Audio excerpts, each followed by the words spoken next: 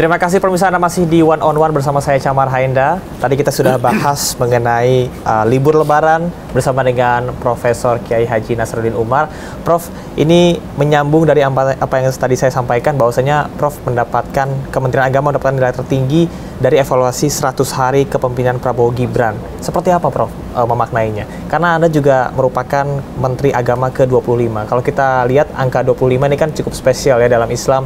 25 Nabi dan Rasul, di mana Nabi merupakan penyampai pesan ya, kalau kita bisa cocokologi, dan juga amanah tentunya. Apa yang Anda maknai dalam 100 hari kepemimpinan ini? Terus terang ya, saya nggak pernah membayangkan akan dapat penghargaan atau apresiasi seperti itu ya. Saya hanya bekerja dan terus bekerja dengan visi yang baru yang kami bawa ya. Bahkan terus terang saya belum merasa lari loh, saya belum juga merasa berkeringat. Tapi ada apresiasi dari 5 lembaga survei yang terkemuka ya, menempatkan saya sebagai yang pertama ya gitu ya. Padahal saya pikir saya nggak ada apa-apanya, banyak menteri senior ya. Saya ini apalah, I'm still nothing ya, saya tidak merasa ada apa-apanya tuh sebetulnya. Tapi ketika Anda diberikan amanat untuk menjadi Menteri Agama, yang terbersih di pikiran Anda pertama kali yang ingin Anda selesaikan atau program pertama yang Anda lakukan itu apa? Yang pertama, citra Kementerian Agama ya. Citra Kementerian Agama. Karena kita tahu ya bahwa beberapa hari sebelum saya tuh ya, ada DPR menjadi buah bibir ya kan. Nah, jadi saya pikir kasihan tuh alma mater saya kok begini. Artinya Anda ingin mengubah pandangan masyarakat terhadap kementerian ini? Iya. Karena bagi saya Kementerian Agama itu seperti background putih. Jadi setetes noda itu kan norak. Akan terlihat begitu ya. Tapi kalau kementerian lain mungkin ada coklat, ada biru, jadi nggak norak ya. Ekspektasi masyarakat terhadap Kementerian Agama, mereka itu sepertinya menghendaki pimpinannya itu kayak malaikat. Padahal kita ini manusia biasa. Sama manusia, Nah, tapi apa boleh buat, itulah Kementerian Agama ya.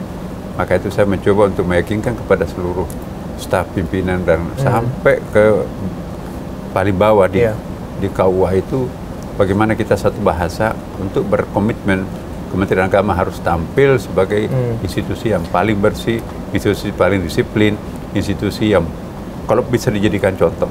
Memang saya ikrarkan, doktrinkan seperti itu. Apakah Anda melihat bahwa hal tersebut dijadikan beban atau justru bahan bakar untuk bisa memperbaiki hal-hal yang seharusnya diperbaiki atau yang bagus dipertahankan?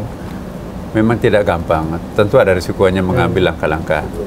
Misalnya saya 3 hari setelah itu pelantikan, saya datang nyetor diri dengan eselon 1 kami ke KPK, minta pendampingan, juga kejaksaan, minta pandangan-pandangan. Saya ke BPK juga, kemudian juga ke lembaga-lembaga yang terkait. Istilahnya sowan lah gitu. Sowan, tolong diberi masukan. Ya. Nah, tidak lama setelah itu saya dapat macam-macam isinya dalam satu tas itu, ya. Lumayan berharga mungkin. Itu ada kaitannya mungkin dengan haji. Saya langsung kembalikan ke KPK. Ini gratifikasi mungkin ya. Itu juga diapresiasi dan dimediakan juga. Kemudian juga di internal kami di kantor, betul-betul saya doktrin jangan pernah memberikan sesuatu kepada menteri dan pejabat lain yang bukan haknya. Artinya itu memang budaya yang ingin Anda terapkan? Iya. Saya minta pejabat semuanya, termasuk menteri, harus menggunakan ekonomi. Ya. Kecuali kalau penerbangan jarak jauh ya, untuk menteri. Karena kami juga masih sudah manula juga kan, kalau ekonomi sampai ke Mekah kan gimana nanti. Nah, kemudian juga kami memotong anggaran untuk perjalanan dinas ya. Sebelum Presiden menginstruksikan itu, kami sudah membuat catatan sekitar 30% di antara anggaran Kementerian Agama itu harus dihemat, kita direlokasi kepada yang membutuhkan, kira-kira seperti ini. Ini menarik Prof, berkaitan dengan efisiensi anggaran yang dilakukan di berbagai kementerian, salah satunya juga Kementerian Agama, kalau tidak salah 12 triliun rupiah. Dan memang fokusnya itu akan ada pada bidang pendidikan serta pengelolaan ibadah haji. Seperti apa itu Prof? Iya, kami tidak kaget ya kalau ada efisiensi yang dikembangkan di Kementerian Keuangan atas instruksi Presiden. Karena saya sendiri juga secara pribadi melihat ada sesuatu yang perlu dirubah ya. Sistem penganggaran kita itu ya. misalnya perjalanan dinas terlalu membengkak, ya.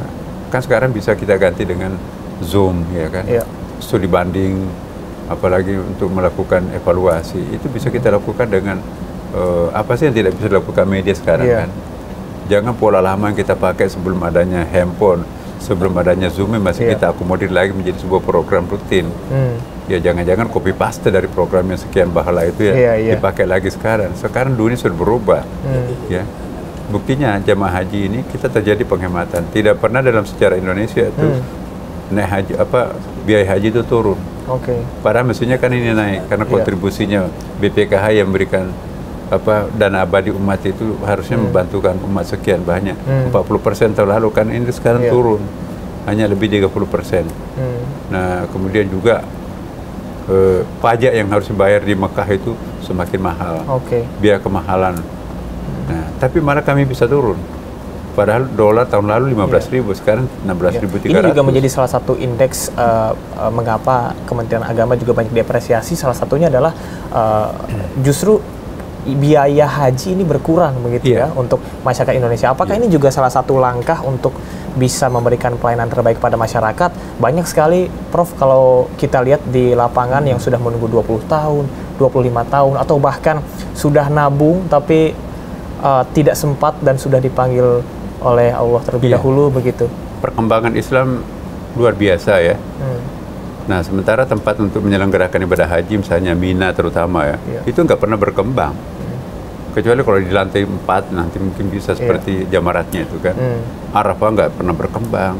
Musdalifah pun juga nggak pernah. Tiap tahun seperti itu. Tapi umatnya itu bertambah. Bayangkan Eropa dan Amerika saja itu jamaah hajinya itu luar biasa banyaknya itu ya. Nah, memperebutkan tempat yang sedikit itu pasti akan ada peraturannya. Maka itu artinya selalu ada koordinasi yang dilakukan dengan pemerintah Arab Saudi. Organisasi Konferensi Islam Internasional itu menetapkan 1/1.000, jadi 1/1000 yang bisa haji ya. Karena kalau lebih dari itu nanti terjadi semacam penumpukan yang tidak manusiawi.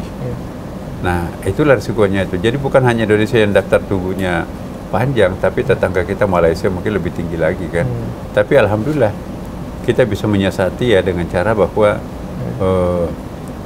ada cara yang bisa ditempuh. Misalnya kalau yang sudah haji, nggak usah haji lagi lah, kasih kesempatan kepada mereka yang belum haji. Kalau mau kangen terhadap Ka'bah, lakukanlah umrah.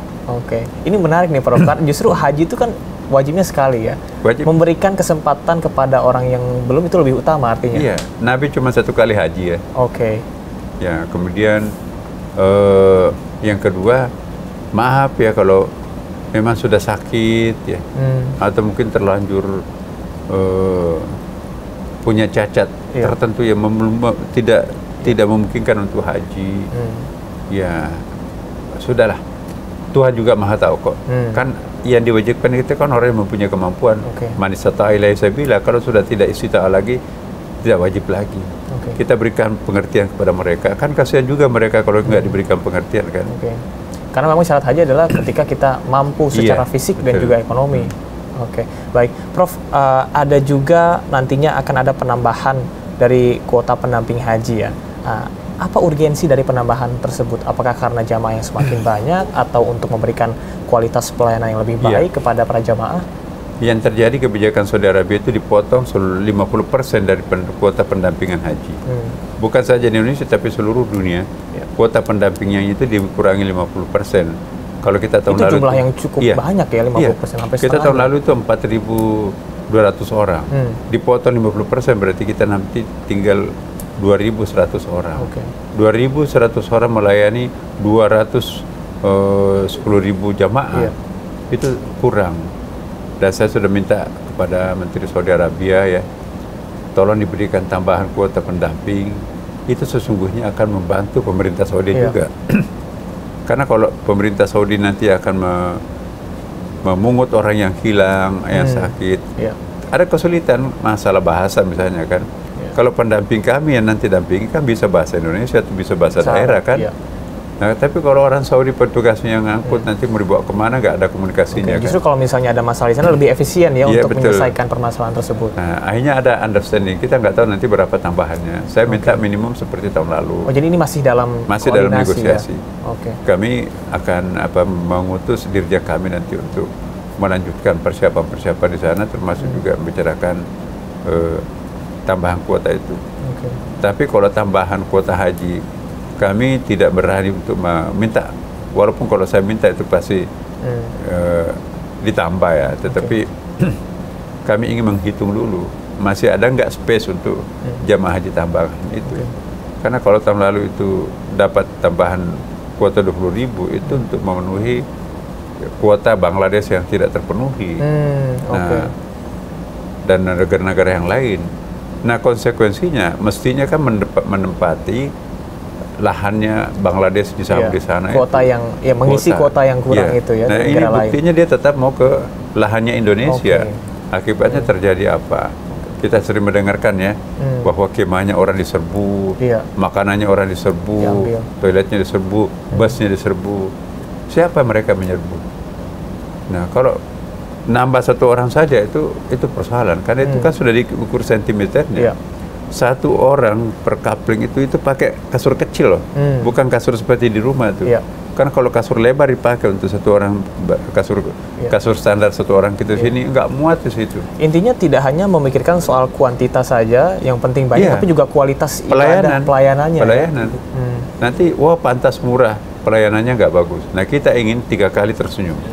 Tersenyum di awal karena biayanya lebih murah, tersenyum di tengah karena sedang mendapatkan pelayanan yang bagus daripada walaupun juga dikurangi 50%. Dan senyum yang ketiga, pasca haji dapat haji mabrur, ya kan, senang, lancar, sehat, ya kan? Bisa ketemu sehat, dengan walafiat, tambah nasionalismenya itu. Baik, Prof, kira-kira setelah ini dalam jangka pendek dan jangka panjang apa gebrakan yang akan dilakukan oleh Kementerian Agama dalam berbagai aspek? Iya, kami memperkenalkan 3 isu yang saya kira sangat viral itu ya, karena kami memungut suatu istilah yang sangat tepat, kurikulum cinta. Kurikulum cinta. Jadi kita jangan mengajarkan agama, tapi tidak salah kita mengajarkan perbedaan dan kebencian. Jadi agama itu kan mestinya mengajarkan cinta kasih. Tapi kalau yang didoktrinkan kepada anak kita mulai dari TK, SD, sebuah kebencian antara satu agama dengan agama yang lain, bahaya untuk negara plural seperti Indonesia. Coba kita lihat, negara yang paling plural di Indonesia, di dunia, di kolom langit ini adalah Indonesia itu. 15.000 pulaunya, lebih dari 700 bahasa lokalnya, belum lagi etniknya, bukan main agamanya. Nah, kalau anak-anak mereka itu didoktrinkan dengan kebencian, itu bahaya negara ini. Maka itu kita akan ganti, kita sisir semua kurikulum, semua berbau-bau kebencian itu, dan juga gurunya itu didoktrin, jangan mengajarkan kebencian antara satu sama lain. Nah itu. Yang kedua, kita memperkenalkan apa yang kami istilahkan dengan ekoteologi. Saya belum tahu bahasa Indonesianya ini. Ekoteologi itu maksudnya agama itu sebetulnya adalah feminin, tapi kok umat beragamanya itu maskulin, over maskulin bahkan.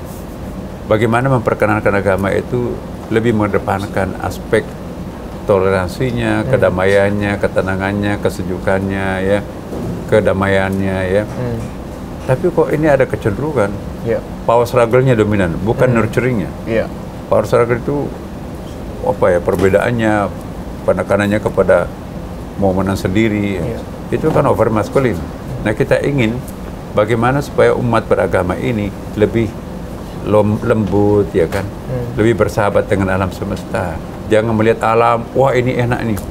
Misalnya pulang kampung kita ini besok ini kan, ada pohon gede, wah ini kalau digergaji ini diekspor ke Amerika berapa ribu dolar ini harganya ini. Tanpa pernah menghitung berapa ribu binatang, burung yang sedang bersarang beranak pinak di situ. Begitu ditebang, habislah, punahlah mereka. Wah ini ada lahan ini, kalau ini ditimbun, berapa coupling di sini, tanpa pernah menghitung ada makhluk-makhluk hidup di situ juga. Bahkan berapa oksigen yang kita hirup dari pohon-pohon itu ya. Lihat hamparan, wah ini kalau dibakar ini semuanya, bakar semuanya bisa lahan sawit, tanpa pernah menghitung ekosistem yang ada. Nah ini yang saya maksudkan, ini kita maksudkan ekoteologi.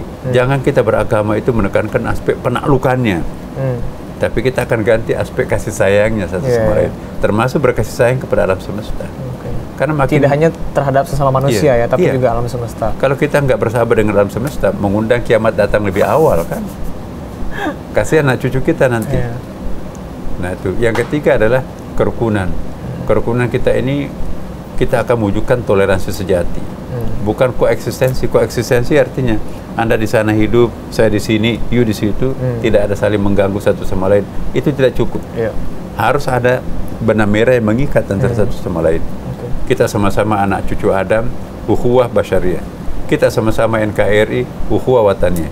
Kita sama-sama pernah dijajah oleh penjajah sekian lama, itu ukhuwah tarihiyah, persamaan sejarah ya kan. Kalau ini digunakan semacam pengikat kerukunan, itu luar biasa. Negara manapun tidak akan bisa mencoba-coba untuk mengacak-acak Indonesia, karena kita kompak bersatu. Luar itu yang biasa. kita doktrinkan di Kementerian Agama. Bahkan ini sedikit saya singgung, foto potret Anda bersama dengan Paus Fransiskus juga mengundang pro dan kontra, tapi sekali lagi bahwasanya makna toleransi yang luar biasa perlu kita kedepankan, terutama di negara kita yang plural ini ya Prof ya. Prof, terakhir mungkin ada pesan yang ingin disampaikan kepada seluruh masyarakat Indonesia, terutama yang akan mudik nanti dan juga melaksanakan Hari Raya Idul Fitri. Silahkan Prof. Baik, pertama saya menghimbau kepada warga bangsa Indonesia, apapun agamanya ya. Mari kita semakin memperkokoh kasih sayang kita satu sama lain. Ya. Yang kedua, khusus untuk umat Islam ini, sekalipun Ramadan akan meninggalkan kita, tapi energi Ramadan itu harus dipertahankan sampai selesai Ramadan. Kalau perlu 12 bulan itu kualitas Ramadan yang kita tampilkan. Dan yang paling penting juga, jangan terjadi penurunan kualitas ibadah. Kualitas dan kuantitas ibadah itu harus datar. Jangan hanya bulan Ramadan aja Prof ya. Betul. Baik, jadi terima kasih. saya menghimbau terakhir ya bahwa mari kita semua bangga menjadi orang Indonesia ya kan. Jangan menjelek-jelekkan bangsanya sendiri. Kita harus bangga dong. Dan siapa yang membanggakan Indonesia kalau bukan kita sendiri? Kalau kita punya rasa kebanggaan memiliki Indonesia, semua orang akan segan terhadap kita. Mari kita kompak, mari kita bersatu, mari kita saling menegur sapa dengan santun. Kalau ada satu kelemahan satu di antara kita semuanya, insya Allah ini adalah sendi-sendi yang paling utama bangsa kita. Terima kasih. Baik, terima kasih Profesor Kiai Haji Nasruddin Umar, Menteri Agama Republik Indonesia. Dan pemirsa, tadilah perbincangan kami bersama dengan Menteri Agama ke-25 Republik Indonesia, dan kita harapkan bersama bahwasanya makna dan juga semangat cinta kasih yang ada di Ramadan tahun ini betul-betul bisa ada dalam diri kita masing-masing. Dan kami tentunya berharap bahwasanya pemirsa semua bisa menikmati momen Idul Fitri bersama dengan keluarga dengan aman dan juga nyaman sesuai dengan tadi yang sudah dipersiapkan oleh Kementerian Agama. Saya Chamar Henda pamit, sampai jumpa di One on One selanjutnya.